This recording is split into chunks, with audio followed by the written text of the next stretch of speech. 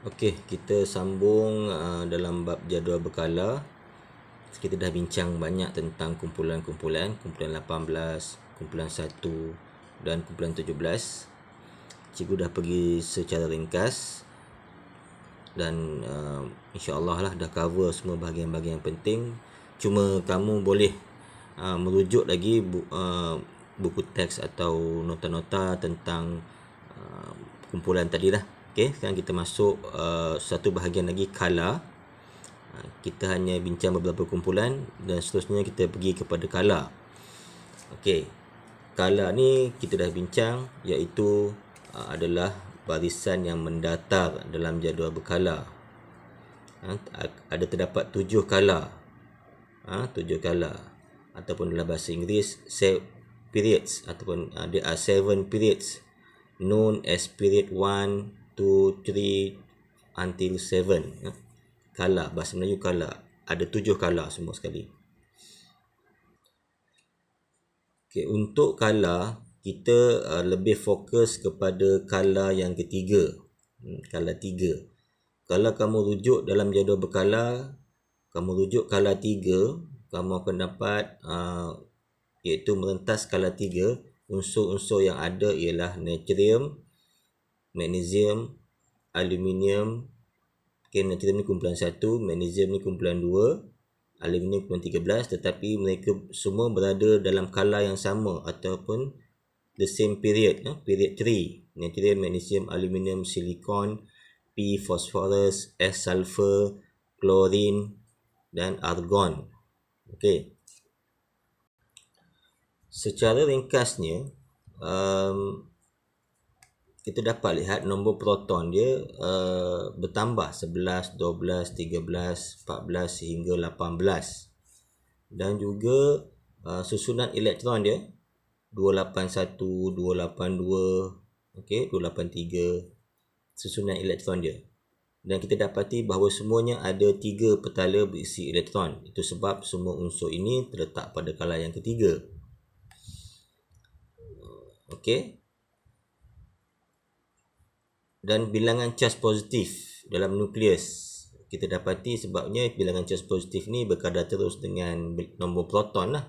Kalau nombor proton 11, dia pun ada positif 11, charge positif 11. Pun bertambah 1 per 1, 12, 13 dan seterusnya. Okey, berkenaan dengan perubahan fizikal ataupun sifat fizikal, perubahan fizikal kala 3 ni, kita tahu semua unsur ini berada pada kala 3, bermaksud mereka semua ada 3 petala. Secara logiknya, kalau 3 petala, saiz dia sama lah. Tetapi di sini didapati bahawa saiz dia semakin mengecil. Saiz semakin mengecil. Walaupun semua ada 3 petala berisi elektron. Jadi soalan yang suka tanya di sini, kenapa saiz atom semakin mengecil apabila merentas skala 3. Okey, apa kita nak jawab? Ini soalan yang popular.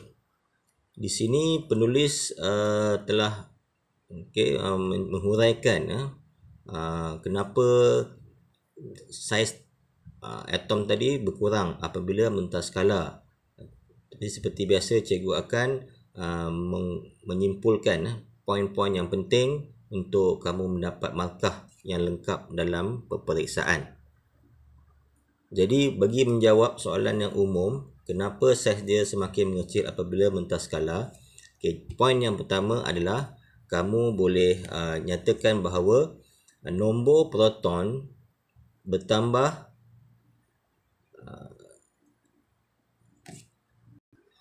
apabila merentas skala dari natrium sehingga klorin.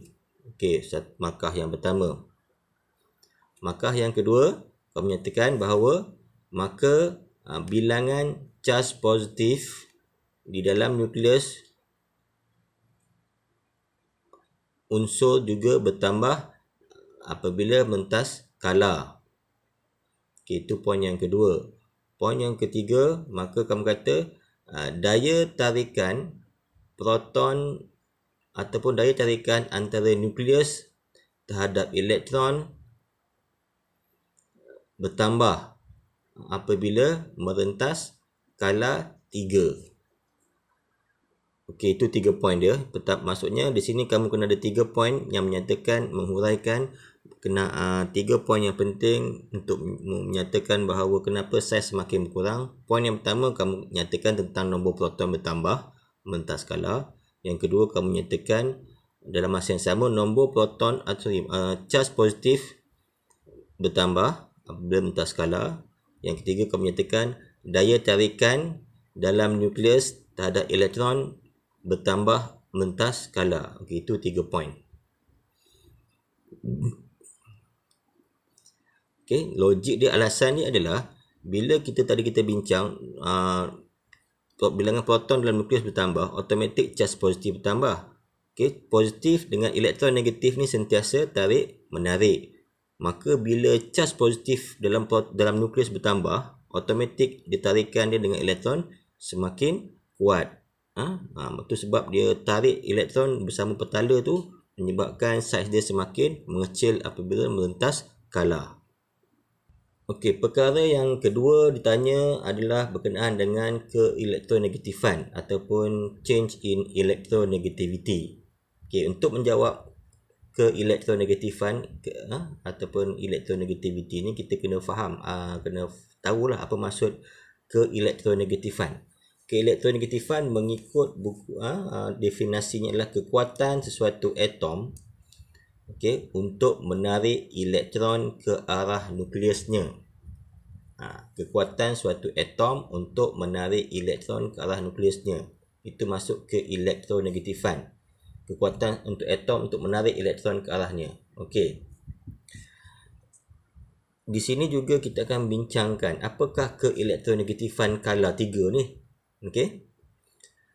Secara umumnya keelektronegatifan dia ni apabila merentas skala 3 bertambah. Itu umumnya keelektronegatifan ni bertambah. Okey, soalan suka tanya, kenapa keelektronegatifan ni bertambah apabila merentas skala 3? Okey, di sini ada 3 poin yang penting. Walaupun di sini banyak dihuraikan ulasan untuk menjawab soalan tu, cikgu akan seperti biasa poinkan 3 poin untuk mendapat markah penuh di sini. Okey, iaitu markah yang pertama, kamu kata saiz atom unsur berkurang merentas skala dari natrium kepada klorin, dari natrium sehingga klorin. Saiz atom berkurang, kan? Tadi kita dah bincang saiz atom berkurang. Untuk sini perubahan keelektronegatifan ni, poin yang pertama kamu nyatakan saiz atom berkurang. Okey, poin yang kedua, kekuatan nukleus menarik elektron bertambah dari natrium, atau bertambah merentas skala dari natrium sehingga klorin. Okey, saiz atom berkurang. Yang kedua, kekuatan nukleus menarik elektron.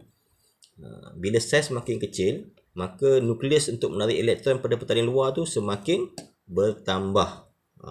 Sebab saiz makin kecil, maka nukleus dengan elektron di luar tu kekuatan ni semakin bertambah merentas skala dari natrium kepada klorin. Jadi poin yang ketiga, maka keelektronegatifan bertambah merentas skala dari natrium sehingga klorin. Itu 3 poin dia. Seterusnya, tadi lebih kepada sifat fizikal, saiz dan sebagainya. Kita lihat pada lebih kurang kita kata sifat kimia jugalah. Dinamakan perubahan sifat oksida unsur skala 3. Ini pun penting, biasa ditanya perubahan sifat oksida unsur skala 3, ataupun dalam bahasa Inggeris changes in properties of oxide of element period 3. Okey, ini maksudnya sifat oksida unsur skala 3 ni, maksudnya kalaulah unsur-unsur ini, natrium, magnesium dan semua skala 3 ni, jika dia bergabung dengan oksigen, oksida, okey, maksudnya natrium ni akan menjadi natrium oxide, magnesium menjadi magnesium oxide, aluminium oxide, silicon dioxide, okey, sulfur dioxide. Jika mereka semua ni bergabung dengan oxide, mereka akan menunjukkan tiga sifat oksida yang utama.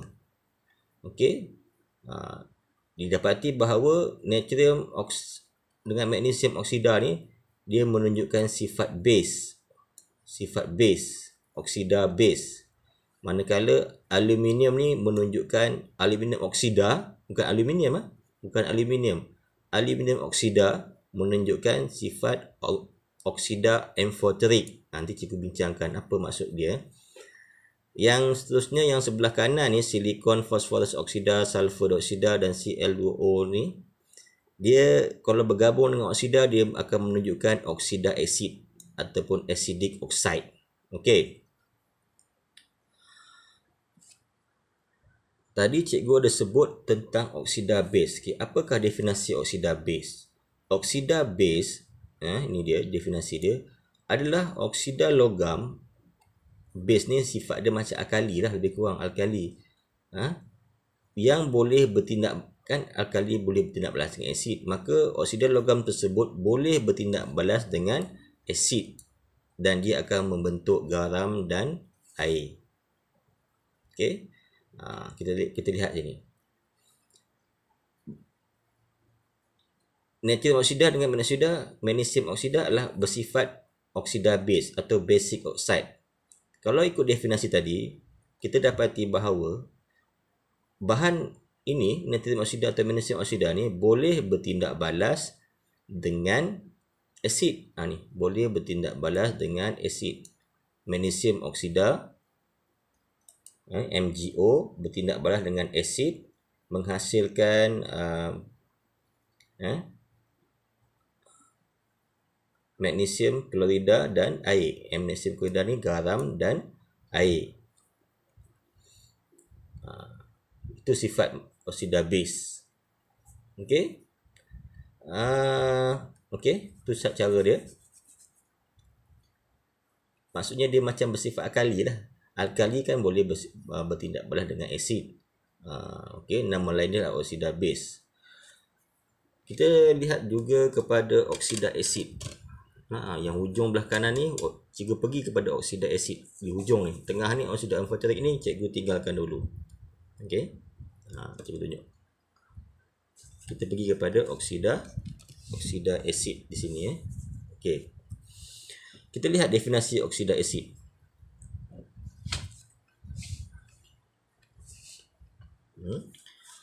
Oksida asid ni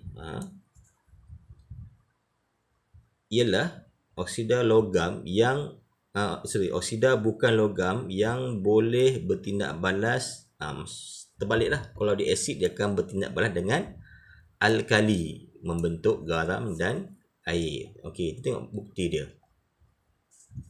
Di sini. Okey. Silikon dioksida ni boleh bertindak balas dengan alkali. NaOH ni alkali.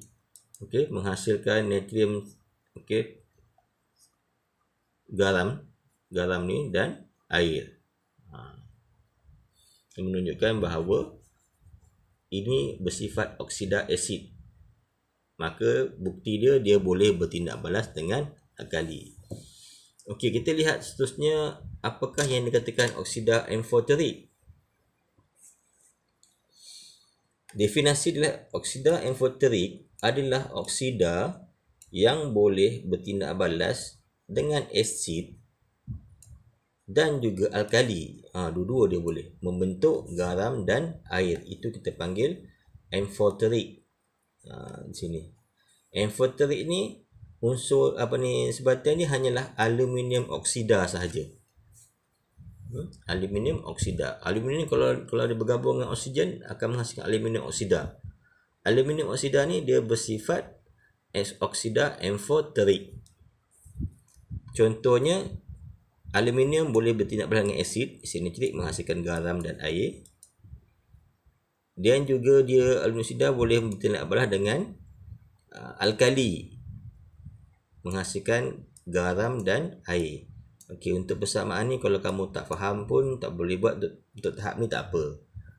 Di sini kamu kena tahu yang penting bahawa oksida base ni, okey, dia boleh bertindak belah dengan siapa? Oksida asid ni dia boleh bertindak belah dengan siapa? Okey. Oksida amphoteric ni dia boleh bertindak belah dengan siapa? Okey, itu saja yang penting di sini. Tadi cikgu nyatakan bahawa oksida nak tentukan sama ada dia base atau alkali, base atau asid, oksida base atau oksida asid atau amphoteric, kita boleh tindak balaskan mereka dengan sama ada asid atau alkali untuk nak tahu dia bersifat oksida base atau oksida asid. Walau bagaimanapun ada unsur oksida yang tak perlu kita tindak balaskan dengan asid atau alkali, kita masih boleh tahu dia ni bersifat base ke bersifat asid. Ada cara lain, tapi cara ni terhad lah. Cara dia bergantung kepada keterlarutan oksida unsur itu di dalam air.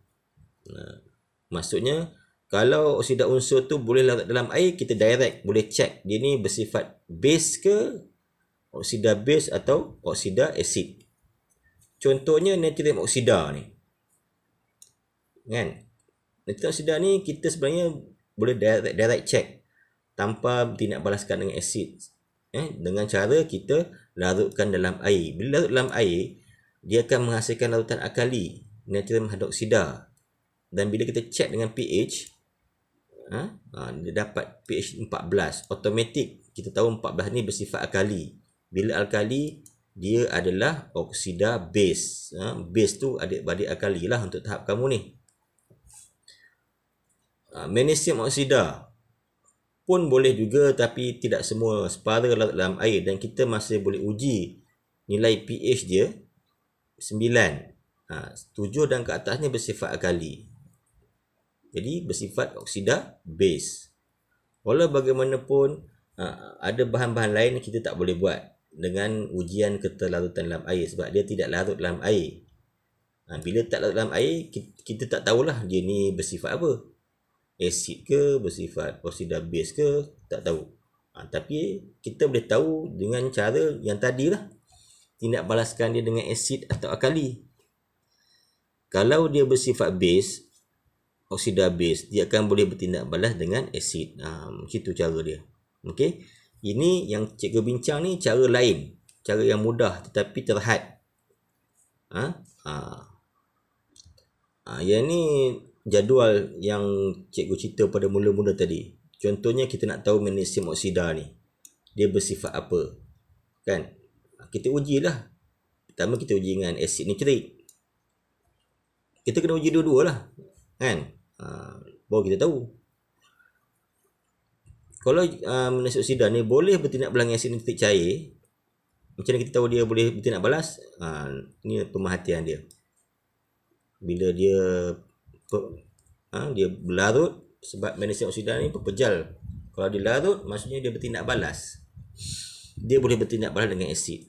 Okey, jadi kita dah dapat agak dia ni bersifat oksida base, sebab dia boleh bertindak dengan asid. Tak apa, kita uji dengan natrium hidroksida. Didapati tiada perubahan. Memanglah oksida base dia hanya bertindak balas dengan asid. Jadi jenis oksida dia oksida base. Kita lihat aluminium oksida. Unsur dalam kelas 3, aluminium oksida. Kita uji dengan dua-dua. Didapati dua-dua dilarut. Dengan asid pun dia bertindak balas, dengan alkali pun dia bertindak balas. Maka aluminium oksida ni bersifat amphoteric, sebab dua-dua dia boleh bertindak balas. Manakala silikon dioksida, dengan asid tiada tindak balas, dengan alkali ada tindak balas, maka dia bersifat oksida asid. Okey, itu sahaja tentang kala 3 ni. Yang penting di sini kamu kena tahu sifat oksida unsur kala 3, yang mana oksida base, oksida asid atau oksida amphoteric. Okey, itu saja untuk kala 3 habis. Dan yang terakhir untuk topik jadual berkala ni adalah tentang unsur peralihan. Unsur peralihan ni banyak teori je, kamu boleh baca saja, tapi tak apa, cikgu akan baca secara ringkas. Apa itu unsur peralihan? Okey, unsur peralihan ni dia terletak di antara kumpulan 2 dan 13. Tak termasuk 2 lah. Maksudnya 3 sampai 12. Kalau kamu tengok jadual berkala tu yang dia macam terasing di tengah-tengah tu. Okey. Okey, unsur peralihan yang di tengah-tengah tu hampir semuanya mempunyai sifat logam. Sifat logam. Logam ni maksudnya permukaan berkilat, konduktor haba, bersifat mulur, boleh ditempa. Okey. Itu sifat biasa bagi logam. Tetapi dalam masa yang sama, dia juga ada ni yang penting ni, selalu tanya ciri istimewa. Unsur peralihan ada ciri istimewa, kamu kena hafal ni. Ni tak hafal je, dia akan tanya ni. Apa ciri istimewa ni? Dia boleh membentuk unsur ni. Kalau dia membentuk sebatian, dia akan membentuk sebatian yang berwarna. Okay, can form colored compound. Hafalan ciri yang pertama ni. Unsur itu tidak berwarna, tetapi kalau dia membentuk sebatian, contohnya unsur kuprum. Okay, kuprum ni unsur peralihan. Kuprum tu warna dia biasa je. Tetapi kalau dia jadi kuprum sulfat, copper sulfate, untuk sebatian itu yang berwarna. Okay. Yang kedua, dia mempunyai nombor pengoksidaan yang berbeza. Nombor pengoksidaan yang berbeza. Okay, sifat dia istimewa yang kedua, nombor pengoksidaan berbeza ni untuk tahap kamu ni lebih kurangnya macam dia boleh mempunyai cas yang berbeza. Mempunyai cas yang berbeza. Contohnya kuprum juga. Kuprum ni dia boleh jadi cas Cu2+, dan dia juga masa yang sama boleh juga Cu+. Dia ada dua, lebih daripada satu nombor pengoksidaan atau nombor cas dia. Yang ketiga, ciri istimewa dia adalah boleh membentuk ion kompleks. Membentuk ion kompleks, maksudnya kalau dia bergabung, dia akan membentuk satu sebatian ion yang kompleks seperti inilah. Ni kompleks, ion yang pelik-pelik. Okey, yang ketiga membentuk ion kompleks. Yang keempat, sebagai mangkin dalam industri. Hafal sajalah 4 ciri istimewa ni. Ciri biasa ni tak payah tahu, tak apa dia tak tanya pun. Dia nak tanya biasanya ciri istimewa. Unsur peralihan ni suka ditanya apa 4 ciri istimewa. Jadi kamu boleh bagi dia. Okay, so habis untuk topik jadual berkala. Okay, terima kasih.